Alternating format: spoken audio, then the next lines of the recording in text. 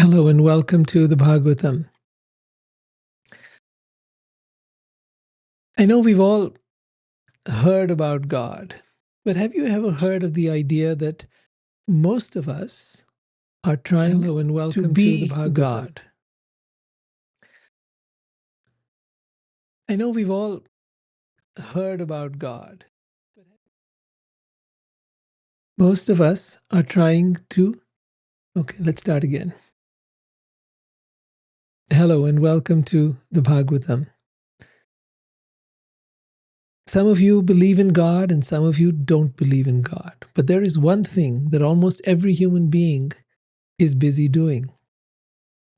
And that is, we're trying at every level, whether you realize it or not, whether it's conscious or not, we're trying to be God. Let me explain myself. We come into this world and we work hard. And it's not only that we may survive or pay the bills. Yes, we need to do that. We need to be able to make sure we have food to eat and all of that, but a place to stay. But once we have those basic needs met, our goal is to enjoy. Our goal is to be able to have fun. We would like to have a life in which everything was pleasurable and enjoyable and fun. And a life without that seems like a life not even worth living. So you'll see every Friday evening people rushing off to party in some way, to go out to the club, to go out to the restaurants, to go out and do some fun things. They had the weekend, and the weekend is finally the time to enjoy oneself. But this whole model of enjoyment and pleasure is really us trying to enjoy that which is not ours, trying to enjoy the world, the creation, this body, our possessions, or what we call our possessions. But really, before we've even stopped to ask, whose world is this? Who created this body? Who created this universe? Who created the ingredients from which all the things come that I own and possess, that I claim are mine? Whose is this? Who does it belong to? Because it existed before I was born, before my parents were born, before their parents were born, and it will exist even after my children and grandchildren and their grandchildren have passed away. This earth will remain, regardless of me and you, regardless of whether you are the richest or the most famous. It doesn't matter. It belongs to that which is God. And we're here trying to enjoy the property of God without God. It's like going into somebody's house and wanting to enjoy their property, but without acknowledging the owner, without acting according to the wishes of the owner, without being grateful to the owner, without any concern for what the owner would feel about how we're trashing their house, or doing whatever we want to it, or claiming portions of that house to be our own and saying, no, this part is mine and that thing is mine and this person is mine. And no, it all belongs to the owner. It's not yours to take away. It's not yours to do with as you wish. So this act of wanting to be the enjoyer, the controller, the proprietor of all we survey, of as much as we can get our hands on. The richer the person is, we want to be the richest as much as we can be so that we can have more and we can do more and we can control more. You see? It's very insidious. And we think this is the goal of life, but it's not. The goal of life is to find out who is the owner and then to acknowledge that owner with gratitude and with love, and to form a relationship and a connection as you would if you went to somebody's house, or if they gave shelter to you, or if they gave you a place to stay. You'd want to know, who's this wonderful person who has been so kind as to give me this place to stay. We have been so graciously given this world, given this body, given the air we breathe, the water we drink, the sunshine. We have been given all of this we're making a mess of it all. Why? Because of only one thing, greed. And that greed is coming from our complete ignorance of who we are and who God is, and what's the relationship between the two. So today we're going to read from the Bhagavatam about a particular person. His name was Paundraka, and he wanted to be God. So earlier we were talking about Balaram. Balaram was visiting his childhood home, Krishna, and he had grown up there in the town of Vrindavan.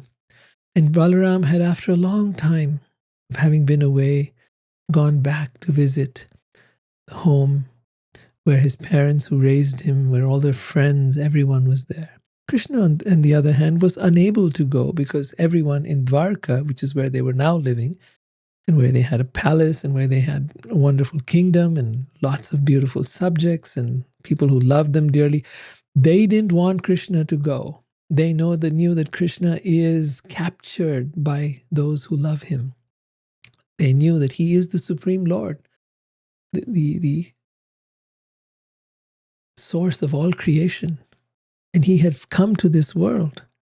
And he is captivated by love, by those who love him. And there is no one who loves Krishna more than the residents of Vrindavan. They were afraid that if he goes back there, he will never come back to them in Dwarka. And so Krishna stayed back. Balaram went there and had these wonderful pastimes, which we talked about on the last episode.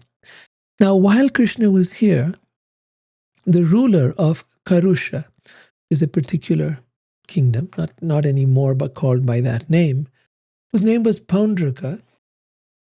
A little picture of this guy. Foolishly he started believing, I am the Supreme Lord Vasudeva. Vasudeva is another name for Krishna. And then he sent a messenger to Krishna. Now, Paundraka was surrounded by people who flattered him. You know how it is when you have a leader, king, a ruler, a president, who is surrounded by people who are sycophants. I think that's the correct term. People who flatter you, people who tell you what you want to hear, people who will tell you whatever it is that makes you feel good, satisfies your ego, and then you'll give them whatever they want. This is essentially, as long as they can feed your ego, you'll give them anything. So Paundraka was emboldened by the flattery of such childish people who told him, you are Vasudeva, the Supreme Lord and Master of the universe. You have now descended to the earth. Thus he imagined himself to be the infallible personality of Godhead. Now keep in mind this one word, infallible. What does it mean? It means one who has no flaw. You and I, on the other hand, all of us, are fallible. We have flaws, tons of flaws. We make mistakes, lots of mistakes. We do stupid things, lots of stupid things, right? And that's the difference between us and God. God is infallible.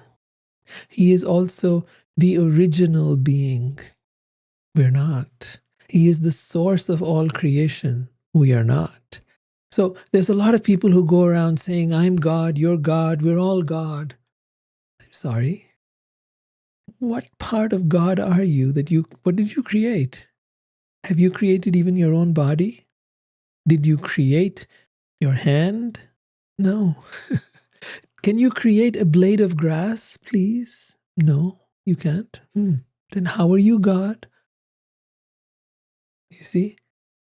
Of course, they believe that everything is energy, and since we are also made of energy, therefore, that energy, which is the energy of God, and since we are made of it, therefore we are also God. Now look, it's true, and it's false at the same time. What is true about it is, if I took a drop of water from the ocean, it would have the qualities of the ocean. Correct. But on the other hand, it isn't the ocean. It is wet, It is salty, just like the ocean, but it doesn't have the magnitude, the depth, the power, the waves of the ocean. It's just a drop of water. We are that drop of water, that little tiny infinitesimal part of God. God is the infinite, the absolute. And we struggle in this world, even just to survive. And you may say, oh, you become enlightened and you will become God. Oh, no, no. God doesn't become God. God is always God. If you look at Krishna's life, he's God right from the moment he's born. He shows that he's God right from the moment he's born. He shows his form as Vishnu, four-handed with a crown and with weapons and lotus flower and all kinds of things to bless. He comes in that magnificent form. So God never becomes God. And even when he is attacked by various demons, he kills them, even as a baby. Even when he's still at the point where he's suckling the breast of his mother, when he's that young, with just a few months old, even then he has all the powers of God. Powerful, vicious demon Putana comes to kill him. Trinavarta comes to kill him. So many others.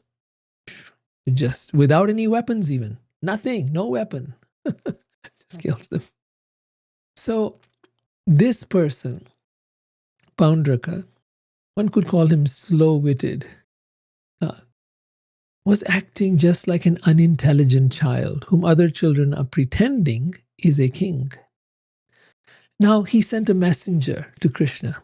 The messenger arrived in Dwarka, and the messenger found the lotus-eyed Krishna in his royal assembly and relayed the message to that Almighty Lord. On Paundraka's behalf, the messenger said, I am the one and only Lord Vasudeva. There is no other. It is I who have descended to this world to show mercy to the living beings. Therefore, you give up your false name, Vasudev. Now, who is Vasudev? And let's get really clear. There's a bunch of names here, and it can be a little confusing. So I'd like to just clarify all of that. There are three names that you'll come across today. And these are the names of Vishnu, Vasudeva, and Krishna. They're all the same person. Okay? Let's be very, very clear. Vishnu often appears with four hands like that, in which he may carry a club and a disc to be able to kill those who are, or his weapons. Those are his weapons, and he uses them to kill miscreants and those who might be troublemakers, as you'll see today. He also carries a lotus flower and a conch shell. Now you may say, oh, four-handed person. How can that be?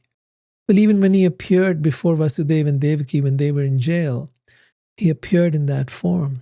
And then he came as a baby, and that was baby Krishna. So when Krishna was born to his parents while they were in jail, he showed them this form.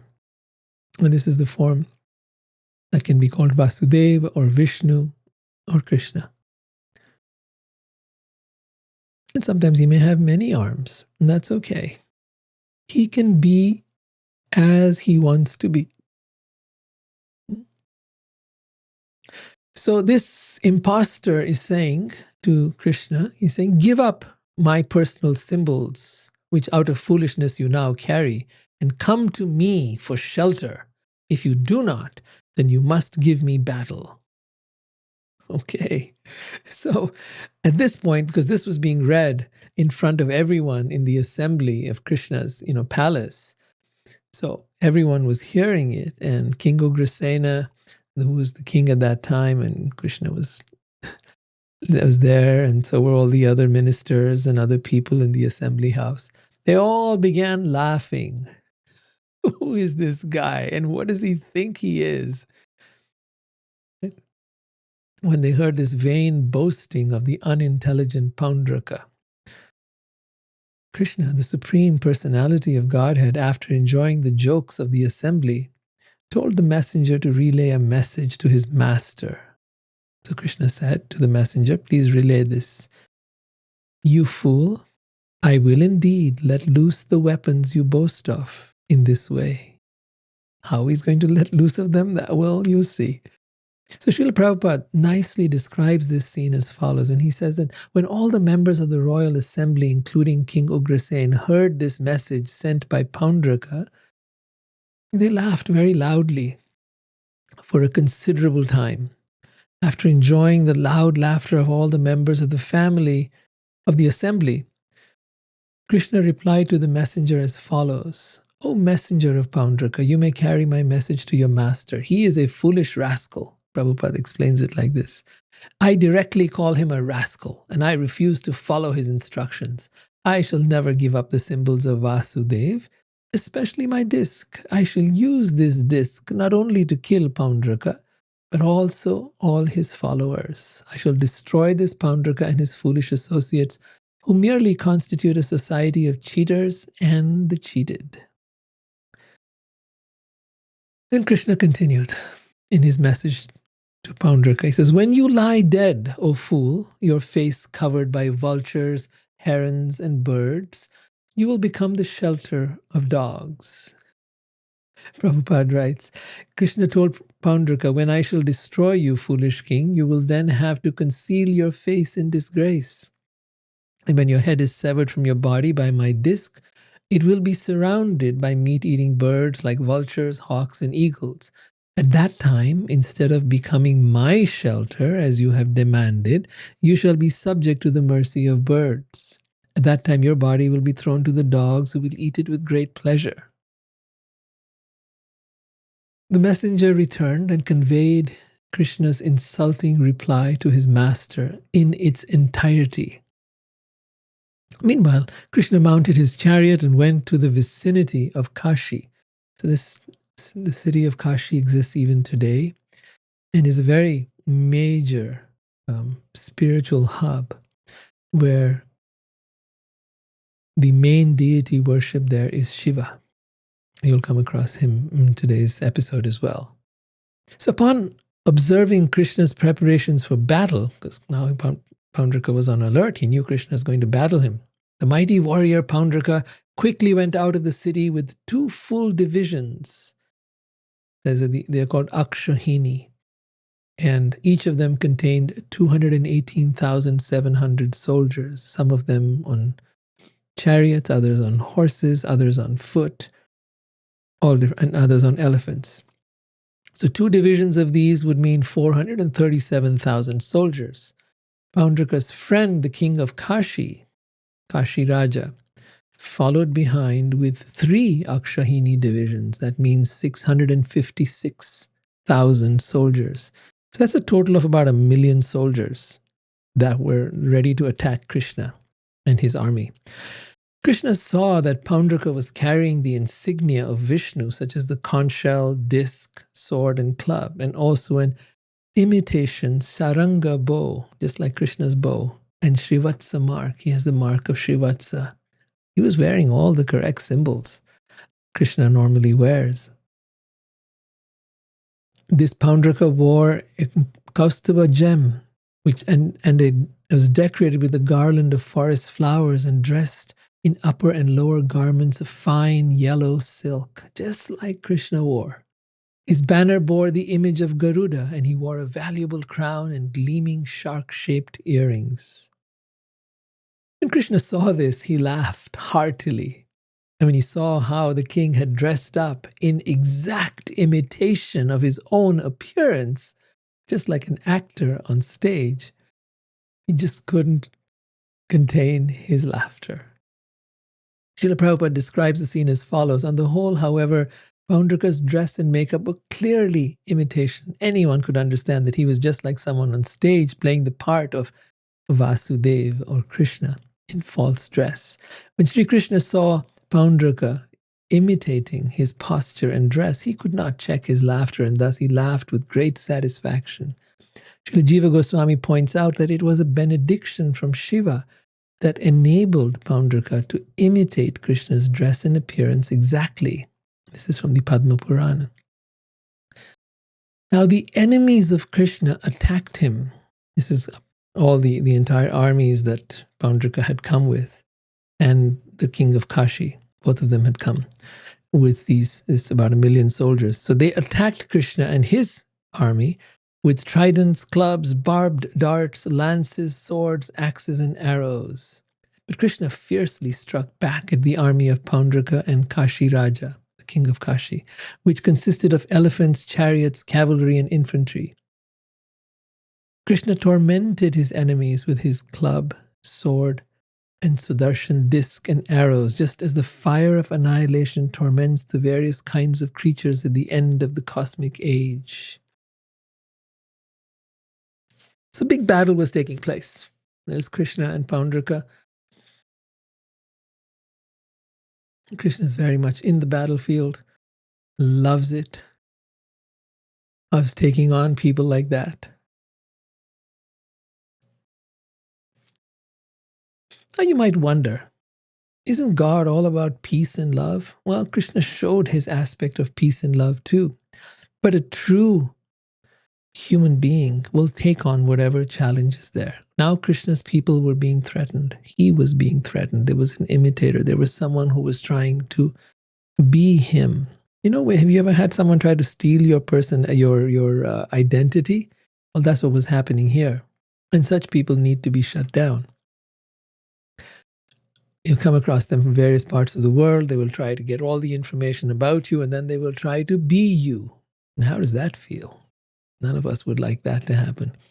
And this person had challenged Krishna to a battle, and that's exactly what was happening now. So the idea is that when one wants to love God, he's ready to be a lover. You want to fight with him? He's ready to fight with you. You want to not believe him? By all means, don't. No one's forcing you. But don't go around trying to act superior or try to take on the challenge. Don't think that he's any pushover. Yeah, don't think that God is just some sissy that you can just do whatever you like. No, I mean, we're doing whatever we like on this earth, and the earth isn't taking it too kindly. It's pushing back, and it's pushing back with all kinds of things, from cold weather to hot weather to fires, to just about everything. It's going to be throwing everything at us, and you will see in the next few years much devastation will occur. There are many who are predicting this, who are Vedic astrologers. Coming back to our story, of course, now. The battlefield was strewn with dismembered chariots, horses, elephants, humans, mules, and camels that had been cut to pieces by the Supreme Lord's disc weapon. And we'll talk a little bit about that disc weapon in just a few moments, because this is what he uses for the most part. Krishna then addressed Paundraka. My dear Paundraka, the very weapons you spoke of through your messenger, I now release unto you. Srila Prabhupada writes, at this time Krishna told Paundraka, Paundraka, you requested me to give up the symbols of the Supreme Lord Vishnu, specifically my disc. Now I will give it up to you. But be careful. You falsely declare yourself to be Vasudev, imitating me. Therefore no one is a greater fool than you. From this statement of Krishna's, it is clear that any rascal who advertises himself as God is the greatest fool in human society. Now, we've seen a lot of this, especially in India. We see a lot of supposedly highly evolved people, sadhus, saints, people who go around calling themselves Bhagavan. Many of them will say they're God, because they're God realized, therefore they're God. To realize God is not the same as being God. To be enlightened doesn't mean you've become God. They feel that they are one with God, but even to be one with God doesn't mean you are God. When Christ says in the Bible, I and the Father are one, that doesn't mean he is God. He never says he is God. He always refers to himself as the Son of God. He says, Father who art in heaven, hallowed be thy name. He doesn't say, I who am in heaven, hallowed be my name. No. So in the same way, When people go around declaring themselves to be God, but they are not God, then they are pretenders and should be called out. And that's what Krishna is doing. He's calling this guy out. So Krishna continues, O fool, now I shall make you renounce my name, which you have falsely assumed, and I will certainly take shelter of you if I do not wish to fight you. Srila Prabhupada explains this statement. He says, Paundraka, I shall force you to give up this false representation. You wanted me to surrender unto you. Now this is your opportunity. We shall fight. And if I am defeated and you become victorious, I shall certainly surrender unto you. Krishna then destroyed Paundraka's chariot with his sharp arrows. Then he cut off Paundraka's head with his Sudarshan chakra, his disc. So we've been talking about this disc. Let's get into it a little bit. Krishna has this particular unique weapon called the Sudarshan chakra. And the Sudarshan chakra, which he wields, is so powerful. You'll get to see a lot of the power of that weapon today. That it could take on entire armies. It can take on an entire universe and destroy it. It is extremely, extremely powerful. And by wielding it, he was letting Paundraka know that you wanted my weapons? Well, here they are. And with that weapon, he cut off his head. Okay. Now, by constantly meditating, here's the backstory now for Paundraka. By constantly meditating upon the Supreme Lord, Paundraka had shattered all his material bonds. See, when you meditate on God, either in love or hate, if you do it passionately, if you do it intensely, if you do it deeply, then it will break all your material bonds. It doesn't matter that you hate God. It doesn't matter that you love God, but your meditation is intense. Your focus is intense. When that happens, because this is the case for King Kansa as well. King Kamsa had been terrified because he'd heard that Krishna was going to kill him. He had heard, and so he had gone around killing all the babies, and he had sent all kinds. When he finally was told that Krishna is in Vrindavan, he had sent all kinds of characters and creatures to try and kill Krishna. And he had even made plans to bring Krishna ultimately to his own capital and kill him with various means. But he failed in all those attempts. But in that whole process, those 11 years that Krishna was there, when he came and killed Kamsa at the age of 11, but also before that, because 8 years earlier he had been told that there was a child who was going to come and kill him. So for possibly 17, 18 years, he'd been meditating on Krishna. Day and night, in his fear, he had been absorbed with the idea, who is this person who is going to kill me? I am all powerful, was how Kamsa had felt. Now there was this Paundraka, and he too had been meditating on Krishna. Therefore, because of that meditation, his material bonds, his karma, his attachment to the world had been wiped out. Anyone who meditates on God becomes freed from their sinful reactions, whether in love or in hate. Indeed, by imitating Krishna's appearance, he ultimately became God conscious.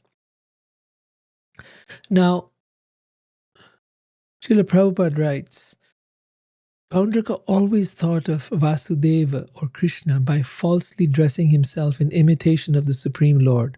Therefore, Paundraka achieved Sarupya Mukti. And we're going to talk about this. These are the 5 kinds of liberation. And he was thus promoted to the Vaikuntha planets where devotees have the same bodily features as Vishnu with 4 hands holding the 4 symbols. So let me explain this to you and then I'll go over this further. Let's start from the beginning. So there is the spiritual world in which God resides. God, as we understand him, is known by the name Krishna.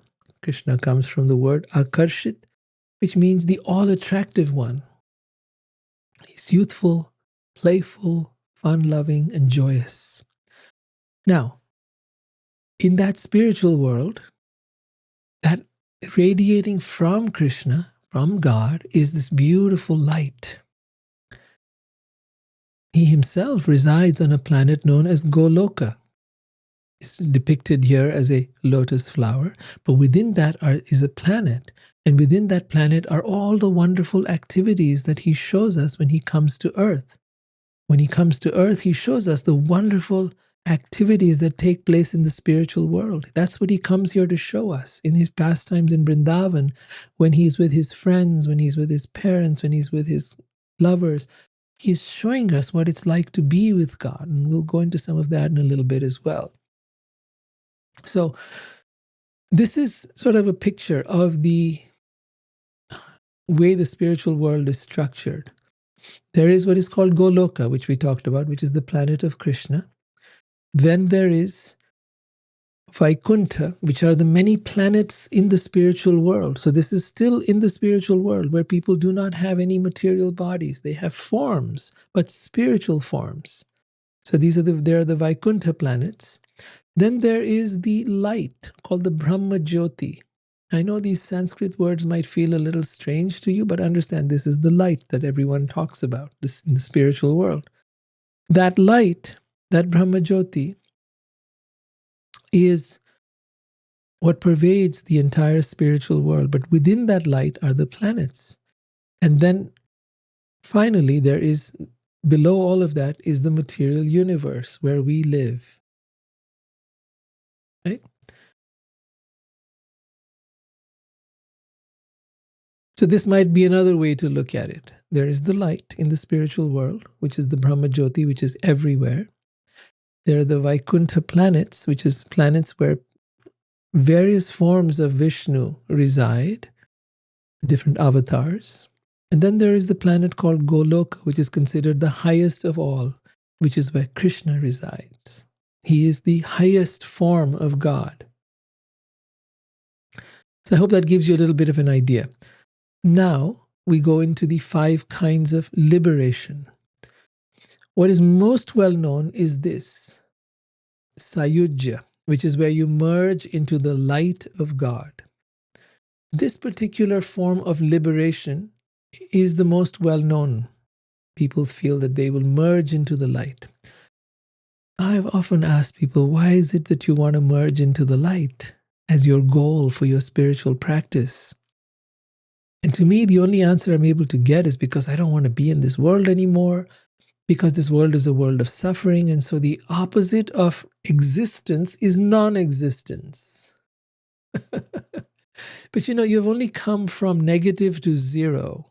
You've not tried to imagine what could be beyond zero. What could the positive version be?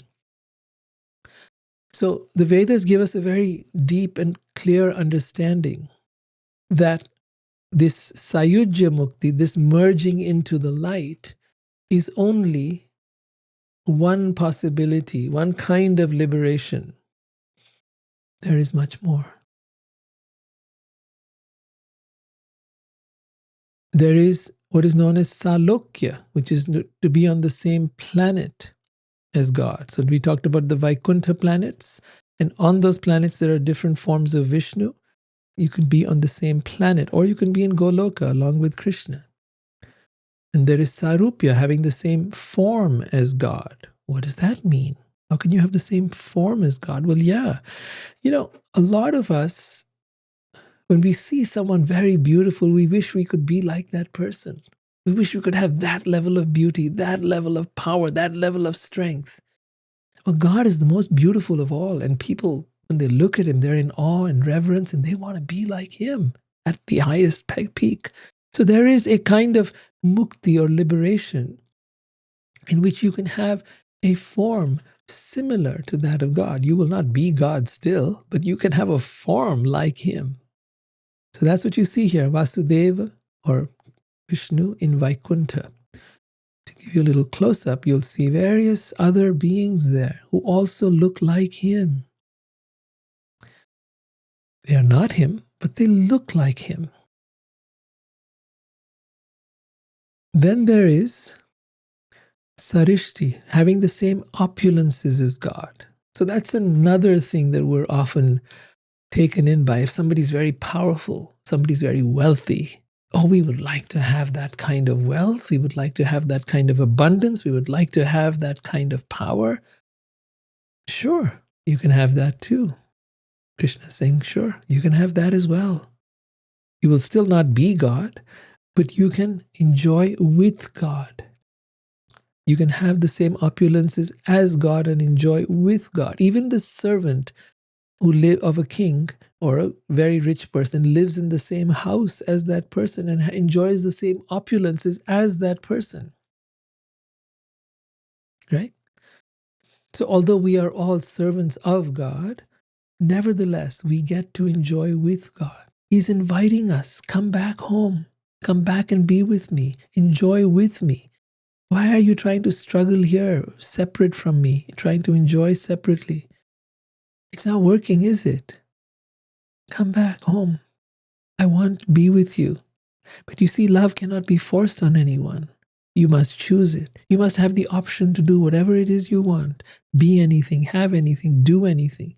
When you realize none of this is working, that's when you're ready to come back to God. And that's when this entire path of loving devotion opens up and you're now ready. Now, one more. Samipya, becoming a close associate of God. This is very, very special. While there are those who may be having this kind of relationship in the Vaikuntha planets by having a similar form of God or at least being close to Him, there are others in Goloka, in the spiritual planet of Krishna himself, who are there as his friends and engaging in wonderful pastimes with him. In the spiritual world, this is what God is doing. He's not just sitting there on a throne sending people to heaven or hell. He couldn't be bothered with stuff like that. He's enjoying with all his loved ones, and you can choose to be his close associate. In fact, it's up to you. What kind of association would you like to have with God? What kind of relationship would you like to have? How would you like to love God? As a friend or as a parent? There's Mother Yashoda with baby Krishna. He's become a baby for her so she can put that paternal love, that motherly love, and love him with that. So loving God as his parent or loving God as his lover. All these are wonderful ways in which we can be a close associate of God. So Paundraka, now you'll begin to understand. Paundraka always thought of Vasudeva or Krishna by falsely dressing himself in imitation of the Supreme Lord. Therefore, Paundraka achieved Sarupya Mukti, one of the 5 kinds of liberation, where you have the same form as God, because he wanted to look like Krishna. So, because that was his meditation, Krishna granted it to him. So, although Krishna killed him, he gave him liberation from the cycle of birth and death. That's what he gave to Kans. That's what he gave to Putana, who came to kill him. All those people that Krishna killed, he gave them mukti. He gave even the worst of them, even the most evil of them, even the most degraded of them. But those who meditated on him, because they had become cleansed in the process, because their impurities had been removed, and now they were ready for liberation. So that's why I say, if you're going to want God, if you want a relationship with God, be intense about it. Be devoted, be committed. So Paundraka got Sarupya Mukti and received a liberation in which he had the same form as God, and he was promoted to the Vaikuntha planets where the devotees have the same bodily features as Vishnu with 4 hands, holding the 4 symbols that he carries. Finally, factually, his meditation was concentrated on the Vishnu form, but because he thought himself to be Vishnu, he was offensive. After being killed by Krishna, however, that offense was also mitigated. Thus, he was given Sarupya liberation, and he attained the same form as the Supreme Godhead. Now, with his arrows, Krishna also severed the king of Kashi, Kashi Raja's head from his body. And he sent that head through an arrow flying into the Kashi city. I said Kashi is a city, so it flew into the city of Kashi like a lotus flower thrown by the wind. Srila Vishwanath Chakravarti explains why Krishna threw Kashi Raja's head into the city. He says, as he went off to battle, the king of Kashi had promised the citizens, "My dear residents of Kashi, today I will bring the enemy's head into the midst of the city. Have no doubt about this." Kashi Raj, the king of Kashi, his queens had also boasted to their maids in waiting, "Today our master will certainly bring the head of the king of Dwarka." Therefore the Supreme Lord, Krishna, threw the king's head into the city to astonish the inhabitants. Seeing a head decorated with earrings lying at the gate of the royal palace, the people present were puzzled. Some of them asked, "What is this?" And others said, "It's a head. But whose is it?" Srila Prabhupada writes as follows: when the head of the king of Kashi was thrown through the city gate, of course, Krishna had fired it with an arrow, and with the arrow carried it into the city. People gathered and were astonished to see that wonderful thing. When they found that there were earrings on it, they could understand that it was someone's head. They conjectured as to whose head it might be. Some thought it was Krishna's head, because Krishna was the enemy of Kashi Raja, the king of Kashi. And they calculated that the king of Kashi must have thrown Krishna's head into the city so that people might take pleasure in the enemies having been killed. But it was finally detected the head was not Krishna's, but that of the king of Kashi himself. When they recognized it as the head of their king, the lord of Kashi, his queens, sons, and other relatives, along with all the citizens of the city, began to cry pitifully, "Alas, we are killed! Oh, my lord, they said to him, to his head. Having killed envious Paundraka and his ally, Krishna returned to his capital city of Dwarka. And as he entered the city, the siddhas of the heavenly planets chanted his immortal nectarian glories. Meanwhile, the king of Kashi, his son, whose name was Sudakshina, had performed the funeral rituals for his father and then resolved within his mind, "Only by killing my father's murderer can I avenge his death." Thus the charitable Sudakshina, together with his priests, began worshipping Maheshwara or Shiva with great attention. This went on for quite a while. They continued the worship, made it more and more and more intense. Satisfied by the worship, the powerful Shiva appeared and offered Sudakshina his choice of benedictions. The prince chose as his benediction a means to slay his father's killer. Shiva told him, "Accompanied by Brahmins, perform the following ritual which will fulfill your desire if you direct it against someone inimical to the Brahmins." No, Sudakshina was not really listening to what was said. I'll get my desire, right? That's all I care about. But he didn't hear the last part. So he went on and observed the ritual that Shiva told him to perform and directed it against Krishna. In the purport, it is explained, it is clearly stated here that the powerful Dakshinagni fire ritual could be directed only against someone unfavorable to Brahminical culture. Why is it important to be favorable to Brahminical culture? Because that is the culture of the Sanatan Dharma, the eternal Dharma. Because it is the Brahmins who teach others how to worship God. They are the ones who teach, who uphold Dharma. Not in recent times, it hasn't been so. But that is what the original culture of Brahminical culture has been. That is the Sanatan Dharma. They are the ones who uphold Sanatan Dharma. They teach it. Their job is to not only engage in the worship in the temple, but also to be able to teach the scriptures to the average person and to engage in receiving and giving charity. Yajan, patan, patan, dan, pratigraha.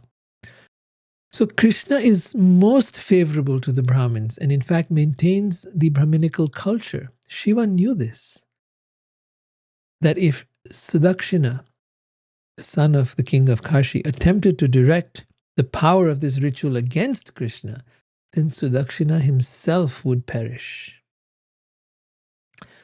Now, as they're doing the ritual, the fire rose up out of the altar pit, assuming the form of an extremely fearsome, naked person, a fiery demon, whose beard and tuft of hair were like molten copper, and his eyes emitted blazing hot cinders. His face looked most frightful, with its fangs and terrible arched and furrowed brows. As he licked the corners of his mouth with his tongue, the demon shook his flaming trident.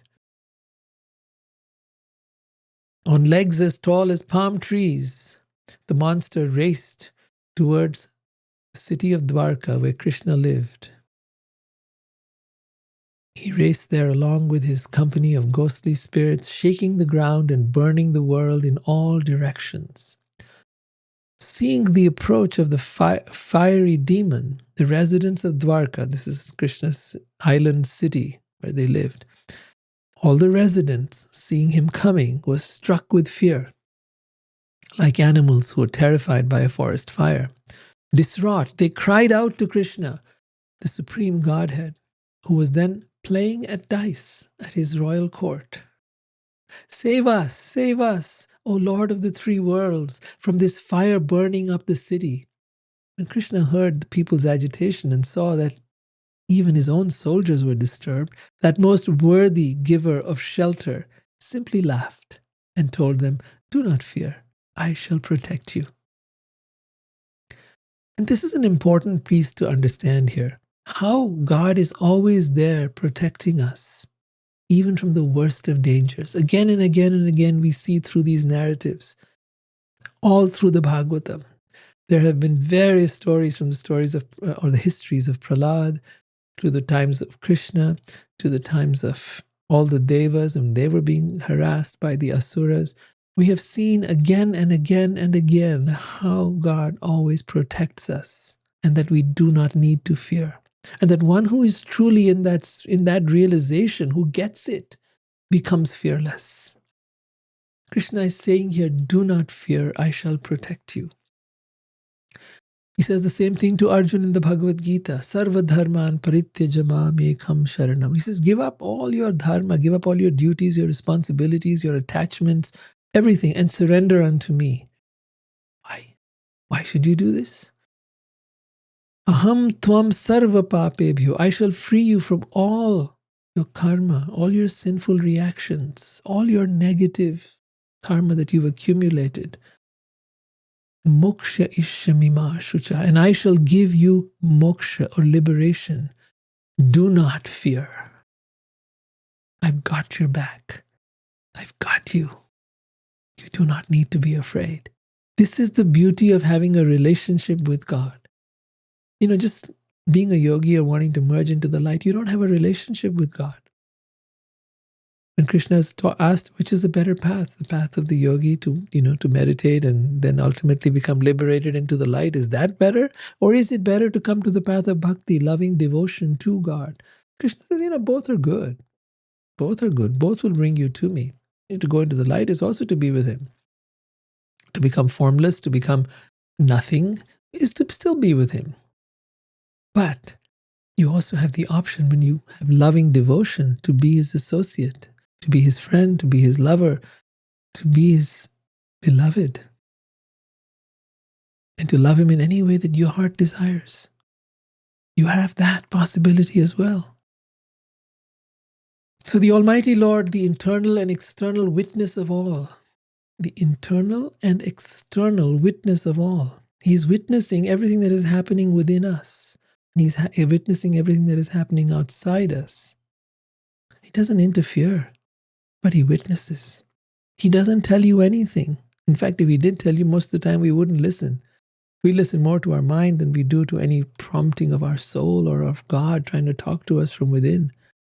That's too soft and gentle. Our mind is loud. We only listen to that one. So the Almighty Lord, the internal and external witness of all, understood that the monster had been produced by Shiva from the sacrificial fire, by the blessings of Shiva. Shiva didn't personally do the sacrificial ceremony or the ritual, but it was by his blessings that this monster was created. To defeat the demon, Krishna dispatched his Sudarshan Chakra weapon.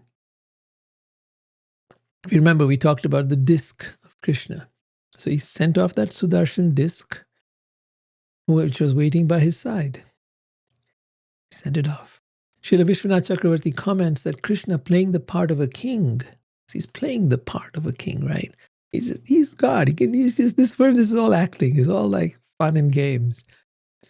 He was absorbed in a gambling match and did not want to be disturbed by such an insignificant matter as the attack of a fiery demon.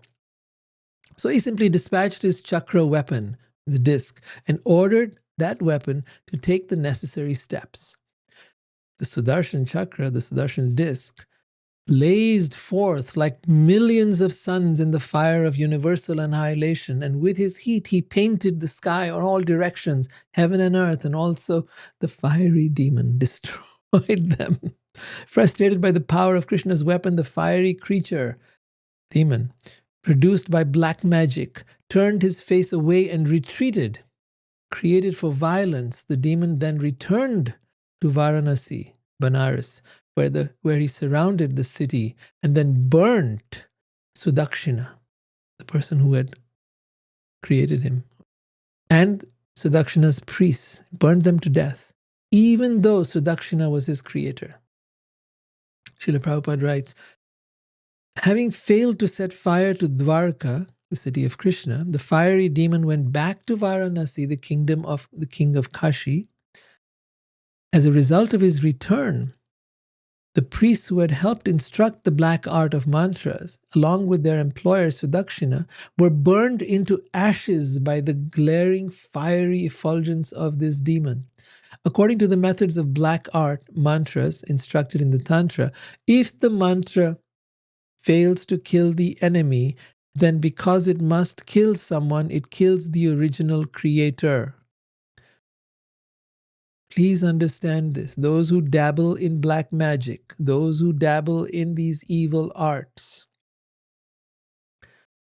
your evil will one day come to haunt you. That which you did to harm others will ultimately harm you.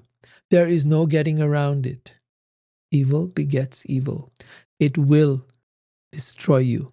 There is no two ways about other than that. You may get some temporary result. You may get some temporary success. But ultimately, somewhere you will mess up. Like in this case, Sudakshina did everything right. And you would think that he would have killed his enemy. That's what was the intention.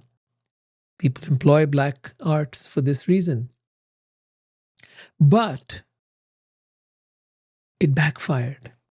Because Krishna, Shiva had said that you can employ it against someone who is against Brahminical culture. Krishna is the supporter of Brahminical culture, so it could not attack him. And besides, he's the Supreme Lord in any case. He couldn't attack him anyway. So therefore, it came back to the originator, the person who had done the black magic spell, and it killed him and his priests who had assisted him. Therefore, all of them were burned to ashes. This is the way of demons. The demons create something to kill God. By the same weapon, the demons themselves are killed. Vishnu's disc also entered Varanasi. So now the Vishnu's disc had, been sent.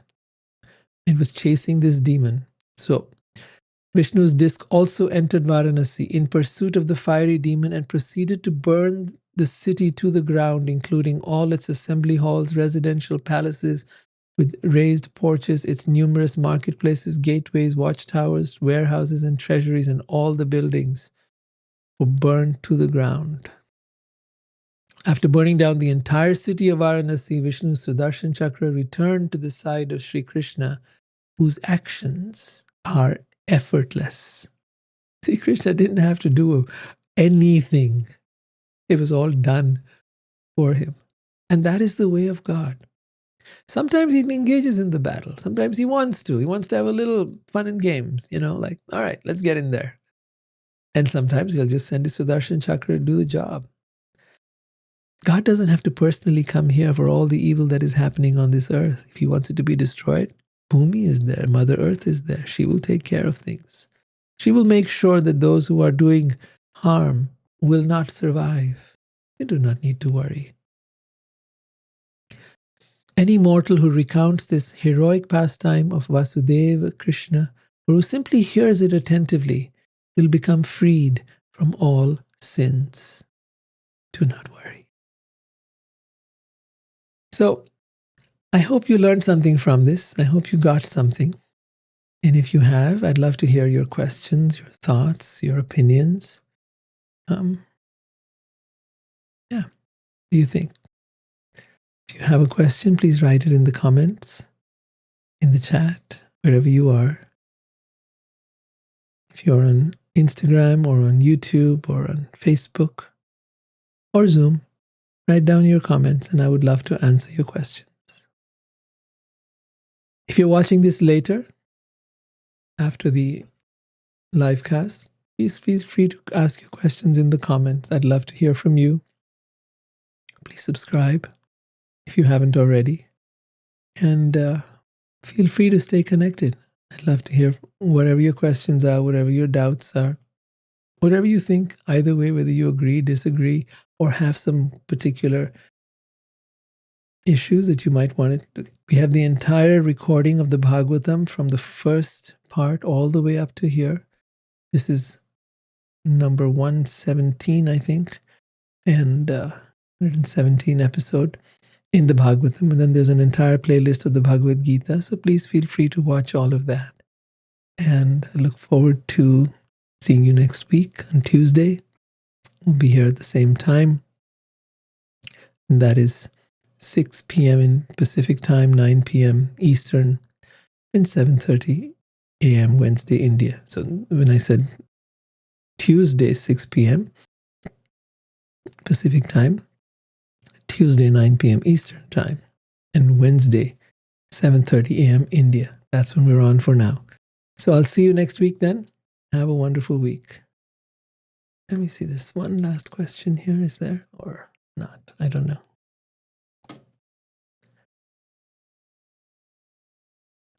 Okay. Well, have a good night, everyone. Take care.